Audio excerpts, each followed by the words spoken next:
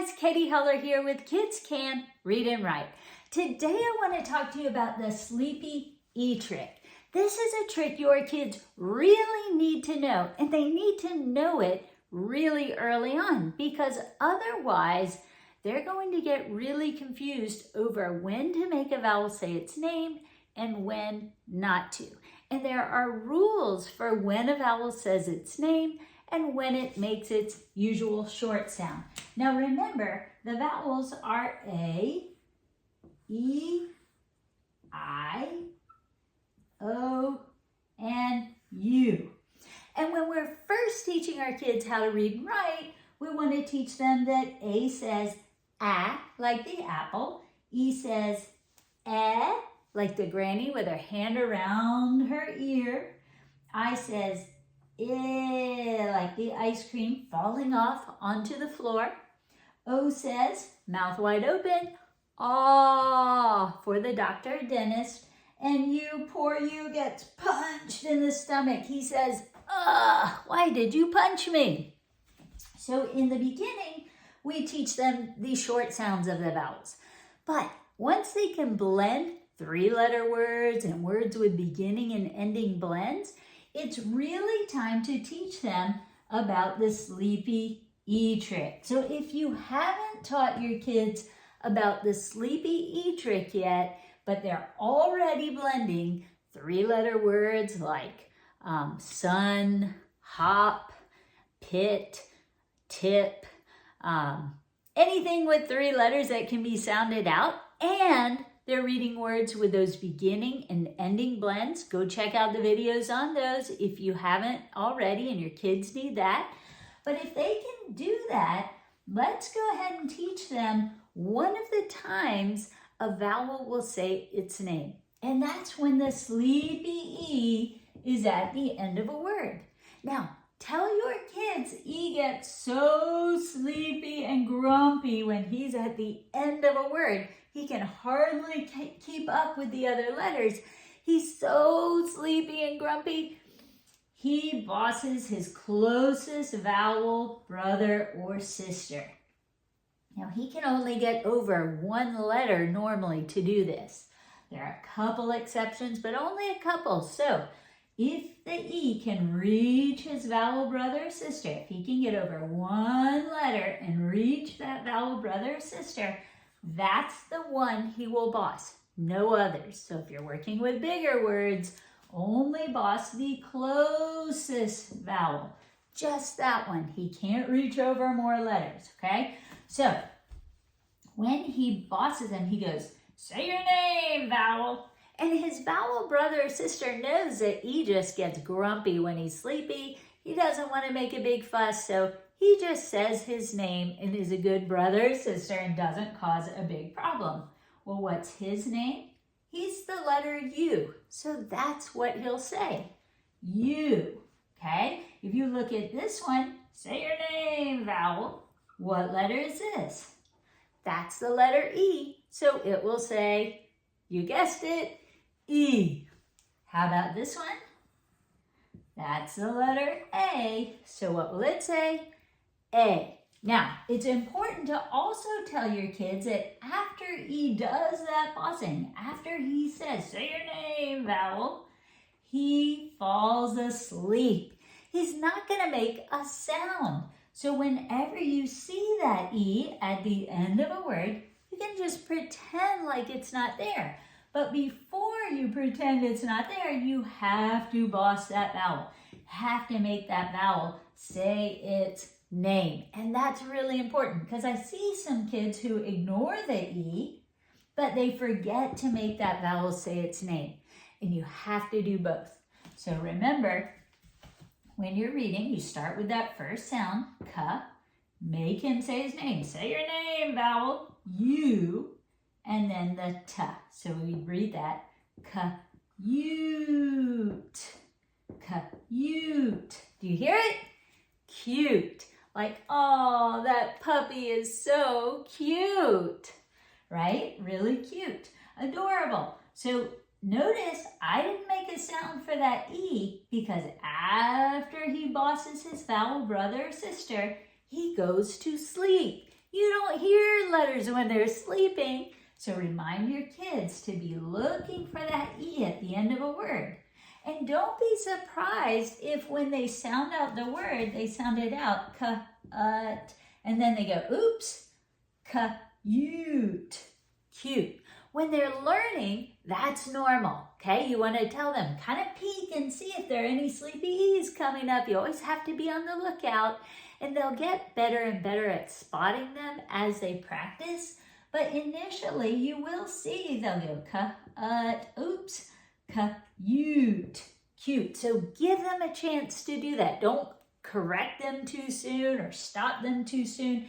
Give them a chance to see it. Now, if you need to help them remember it, just kind of tap it, draw an imaginary arrow, like just take your, pencil and just don't forget, right? Try not to tell them too much, just enough to jog their memory. Cute, cute. How would we read this one? Ear, here. Notice, again, we don't say anything for this, but say your name, vowel. We make this E say its name.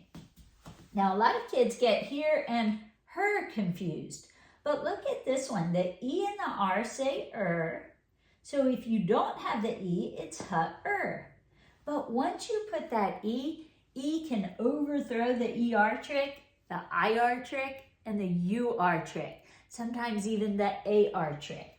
Not the OR trick, but all the rest. And if you need to learn these things along with your kids, if you need a program that walks you through the reading process one trick at a time and teaches you these things, look up our Black Belt reading program on kidscanreadandwrite.com or at kidscanonlineacademy.com. It goes through all the tricks.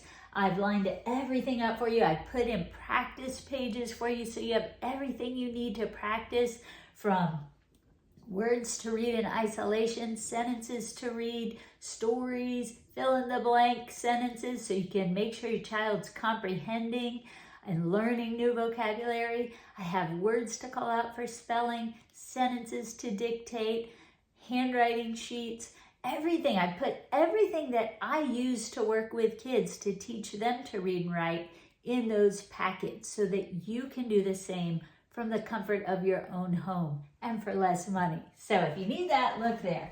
All right, let's talk about this one. Here that E's bossing the A. Say your name, vowel. So we read it. Save. Save. Save.